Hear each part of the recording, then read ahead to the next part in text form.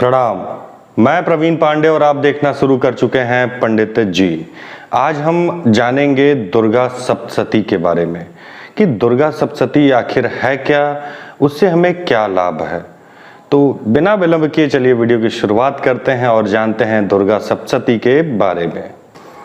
या देवी सर्वभूतेषु शक्ति रूपेण संस्थिता नमस्तस्यै नमस्तस्यै नमस्तस्यै नमो नमः। श्री दुर्गा सप्तशती का श्रद्धा भाव से किया गया पाठ अद्भुत शक्तियां प्रदान करता है।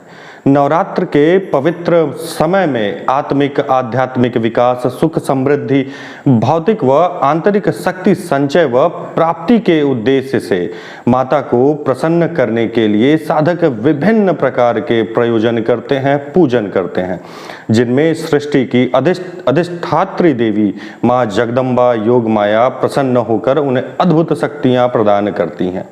ऐसा माना जाता है कि यदि नवरात्र में दुर्गा सप्तशती का नियमित पाठ विधि से, जो भी पाठ विधि विधान है उसे किया जाए तो माँ बहुत जल्दी प्रसन्न हो जाती हैं। दुर्गा सप्तशती में 700 प्रयोग हैं जो इस प्रकार हैं: मारण के 90, मोहन के 90, उच्चाटन के 200 प्रयोग, स्तंभन के 200 प्रयोग, विद्वेषण के 60 और वशीकरण के 60। इस कारण इसे सप्तशती कहा जाता है। तत्पश्चात पूरे ध्यान के साथ माता दुर्गा का स्मरण करते हुए दुर्गा सप्तशती पाठ करने से सभी प्रकार की मनोकामनाएं पूरी हो जाती हैं। साल में 4 नवरात्रे होते हैं, ये शायद अब बहुत कम लोगों को पता होता है। सर्वोत्तम माह महीने की नवरात्रि की मान्यता है, किंतु इनका जो क्रम है कुछ इस तरह है, जैसे चैत्र, आषाढ़, अश्विन और माह। प्रायः उत्तर भारत में चैत्र एवं अश्विन की नवरात्रि लोग विशेष धूमधाम से पूजन करते हैं, किंतु दक्षिण भारत में आषाढ़ और माह की नवरात्रियां विशेष प्रकार से लोग मनाते हैं। सच तो ये भी है कि जिनको पता है वो चारों नवरात्रियों में विशेष पूजन इत्यादि करते हैं। दुर्गा अर्थात दुर्ग शब्द से बना है दुर्गा।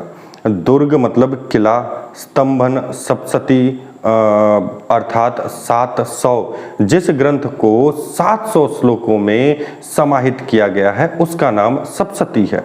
अब आप लोग कमेंट करके ये बताएं कि आप नवरात्र में कौन सी नवरात्र में पूजन करते हैं और क्या आपको 4 नवरात्रों के बारे में पता है। इसके अलावा इन 4 माह को अंग्रेजी में क्या कहा जाता है। अब जानते हैं दुर्गा सप्तशती पाठ का महत्व। जो कोई भी प्राणी इस पावन ग्रंथ का मनन एवं पाठ करेगा, माँ जगदम्बा की उस पर असीम कृपा बनी रहेगी। आपको मैं इस संबंध में एक छोटी सी कथा बताता हूँ। सुरथ और समाधि की। सुरथ और समाधि नाम के राजा एवं वैश्य का मिलन किसी वन में होता है और वे दोनों अपने मन में विचार करते हैं कि हम लोग राजा एवं सभी संपदाओं से युक्त होते हुए भी अपनों से विरक्त हैं, किंतु यहाँ वन में ऋषि के आश्रम में सभी जीव प्रसन्नता पूर्वक एक साथ रह रहे हैं। यह आश्चर्य लगता है। सही बात है कि यह आश्चर्य है कि क्या कारण है कि जो गाय और शेर एक साथ निवास कर रहे हैं और कोई भय नहीं। जब हमें अपनों ने परित्याग कर दिया तो भी हमें उनकी याद आती रही। तब उन्हें ज्ञात होता है कि यहाँ ऋषि के यहाँ महामाया की कृपा है, सो पुनः ये दोनों दुर्गा की आराधना करते हैं और सप्तशती के 12वें अध्याय में आशीर्वाद प्राप्त करते हैं और अपने परिवार से भी युक्त हो जाते हैं। सारी संपदाओं के रहते हुए भी जो मन में एक अकेले का भाव था वो मिट जाता है। अब इसका भाव समझिए। जो कोई भी माँ जगदम्बा की शरण लेगा उसके ऊपर माँ की असीम कृपा होगी। संसार की समस्त बाधा का निवारण माँ करेंगी।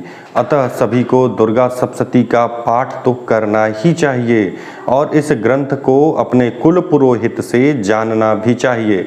दुर्गा सप्तशती के अलग अलग प्रयोगों से मनोकामना पूर्ति होती है। जानते हैं कुछ प्रयोगों के बारे में। लक्ष्मी, ऐश्वर्य, धन संबंधी प्रयोगों के लिए पीले रंग के आसन का प्रयोग करें। वशीकरण, उच्चाटन आदि के प्रयोगों के लिए काले रंग के आसन का प्रयोग करें। बल, शक्ति आदि प्रयोगों के लिए लाल रंग के आसन का प्रयोग करें।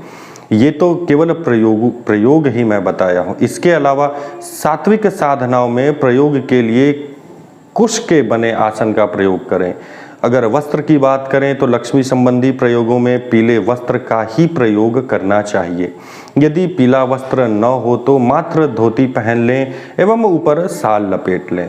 आप चाहे तो धोती को केसर के पानी में भिगो के पीले रंग में रंग भी सकते हैं। देखिए यहाँ पे जो मैं बताया हूँ आसन और धोती का रंग या वस्त्र का कलर, तो ये चीज़ें एक सांकेतिक चीज़ें हैं। असीम संभावनाएं हैं, असीम चीज़ें छुपी हुई हैं इस दुर्गा सप्तशती में, और मैं पूरी कोशिश करूँगा कि आने वाले कुछ दिनों में मैं दुर्गा सप्तशती से ही रिलेटेड वीडियोज़ लेके आऊँ। इसके अलावा जैसे अर्गला स्तोत्र है, कीलक है, बहुत से ऐसे लोग होते हैं जिनको उसमें जो वैदिक संस्कृत दी हुई है उसको पढ़ने नहीं आता है, या बहुत से लोग उसे पढ़ तो लेते हैं लेकिन अर्थ नहीं समझ पाते हैं। तो मैं अब एक सीरीज़ पूरी चालू कर रहा हूँ जिसमें कि आपको केवल इसके अर्थ मतलब हिंदी में इसे बताया जाएगा। अब आप लोग बताएं कमेंट करके कि ये सीरीज़ मैं चालू करूं या नहीं करूं। वैसे मैं एक पोल भी इस पे डालूंगा, आप लोगों तक उसका नोटिफिकेशन पहुंचेगा, उस पर वोट ज़रूर करिएगा। धन्यवाद। आज के लिए इतना ही, मिलते हैं फिर अगले वीडियो में, तब तक के लिए प्रणाम।